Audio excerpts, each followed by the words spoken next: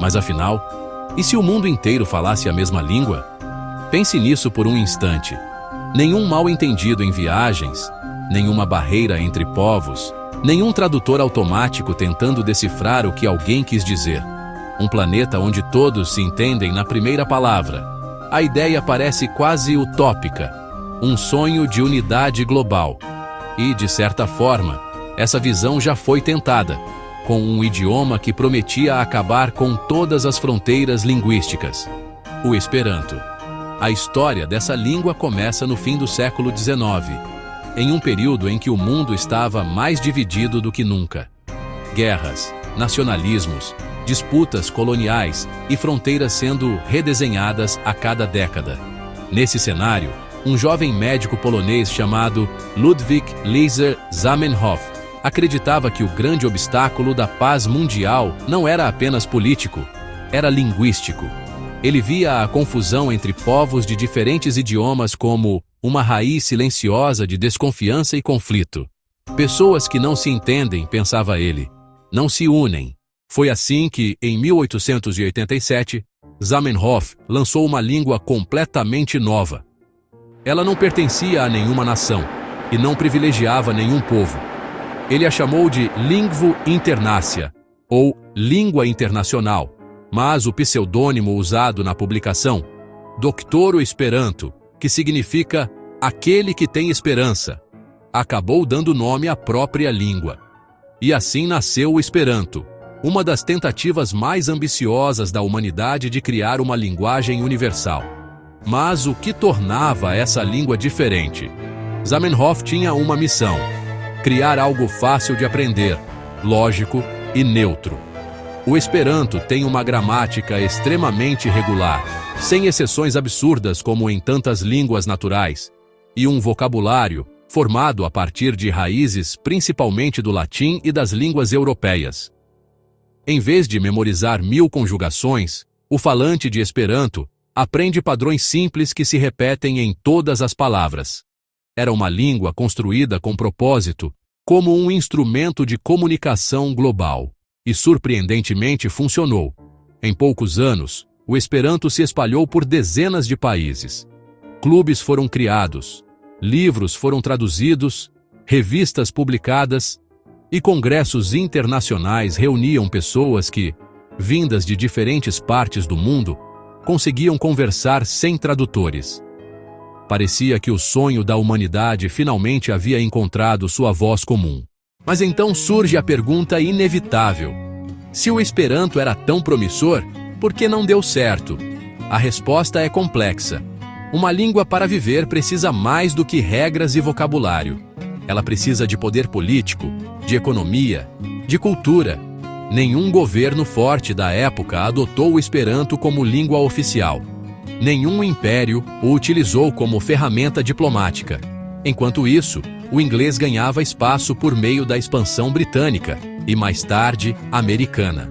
O poder militar e econômico moldou o idioma dominante do planeta, e não a lógica ou a justiça linguística. Além disso, o Esperanto sofreu perseguições. Durante o regime nazista, Zamenhof, que era judeu, teve seu trabalho banido. Falantes de Esperanto foram mortos e perseguidos sob a acusação de promoverem uma comunidade sem fronteiras, algo visto como ameaça a ideologias nacionalistas. Na União Soviética, o idioma também foi censurado por ser considerado suspeito, usado por pessoas com conexões internacionais. Em ambos os lados, a utopia da comunicação universal se tornou alvo da desconfiança dos poderosos. Mesmo assim, o Esperanto não morreu.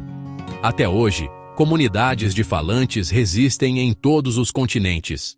Existem congressos anuais, livros, músicas, podcasts e até famílias bilíngues que ensinam o idioma aos filhos. Estima-se que entre 100 mil e 2 milhões de pessoas no mundo falem Esperanto em algum grau. Um número pequeno em relação à população mundial, mas impressionante para uma língua criada do zero. Mas há algo mais profundo nessa história. A ideia de unir o mundo por meio de uma única língua toca em um ponto filosófico antigo. Desde os tempos bíblicos, o ser humano sonha em se comunicar sem barreiras e teme as consequências disso.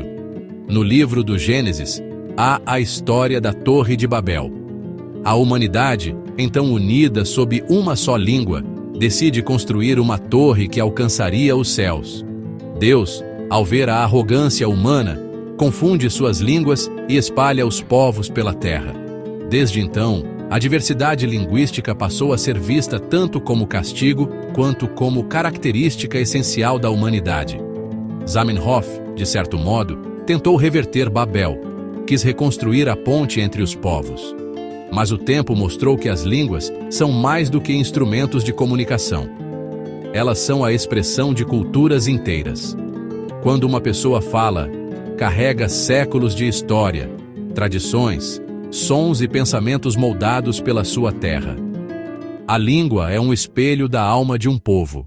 É por isso que, embora a ideia de uma língua única seja fascinante, ela também traz uma sombra: o risco de apagar as diferenças que nos tornam humanos.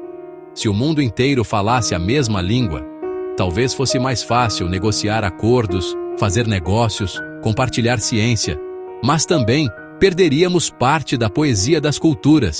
O português com suas melodias, o árabe com suas curvas sonoras, o japonês com sua delicadeza, o francês com sua cadência. Cada idioma guarda um modo único de ver o mundo. Mesmo em países que compartilham uma língua oficial, a diversidade ainda pulsa. No Canadá, o inglês e o francês dividem espaço e identidade. No Brasil, além do português, centenas de línguas indígenas resistem como ecos das civilizações que estavam aqui muito antes da colonização. Em muitos países africanos, dezenas de dialetos coexistem lado a lado, provando que uma mesma nação pode ser formada por vozes diferentes. A globalização, a internet e as tecnologias de tradução automática parecem aproximar o sonho de Zamenhof. Hoje, um aplicativo é capaz de transformar palavras em outra língua em tempo real, com uma precisão que cresce a cada dia. Paradoxalmente, nunca estivemos tão próximos de nos entender, e ainda assim, tão distantes de falar a mesma língua. Mas talvez isso não seja um problema. Talvez a verdadeira unidade não venha de um idioma único, e sim da capacidade de respeitar e aprender o idioma do outro.